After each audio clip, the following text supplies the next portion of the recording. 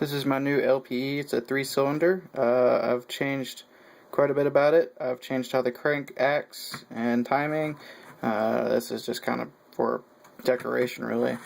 I've made it a little smaller. It is now 13 studs versus 15, or actually 16, closer to 17.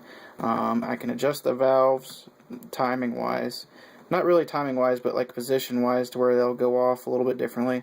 As you can notice, it's not very much, but it does actually change how the engine acts, depending on how you want it to. You can run it a little rougher, or you can run it as smooth as you want to, or it really just depends on how much you want it to run, or how you want it to run.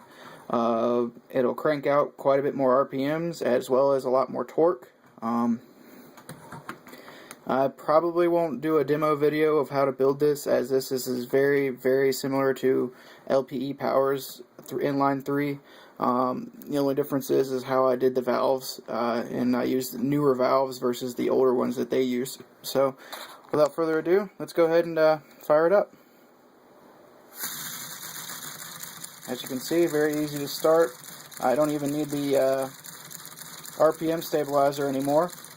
I can just, cruise fairly easily at very little pressure.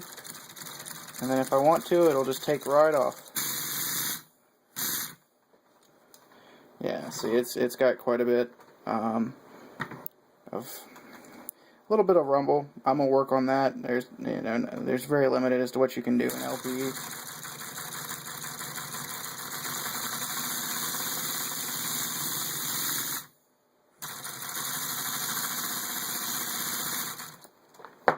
Let me see if I can mount it on something a little better.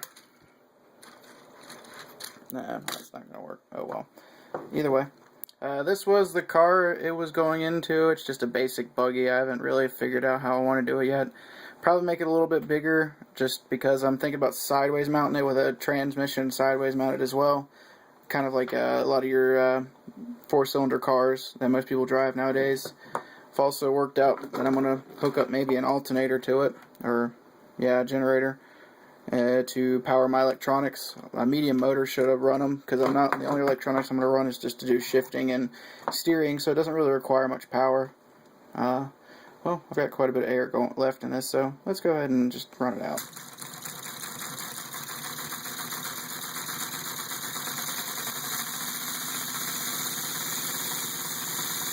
It stays pretty smooth, actually.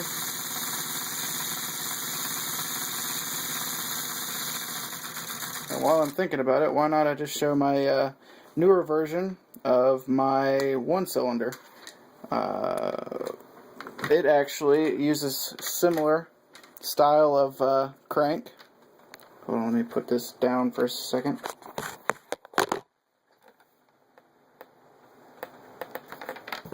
There we go.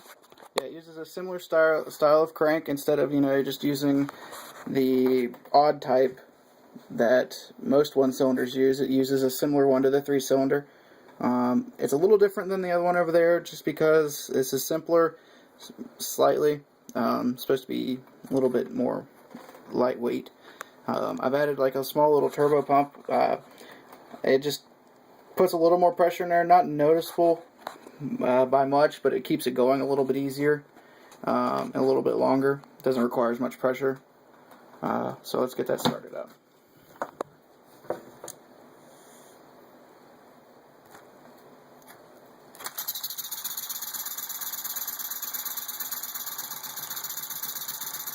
Very, very easy to start.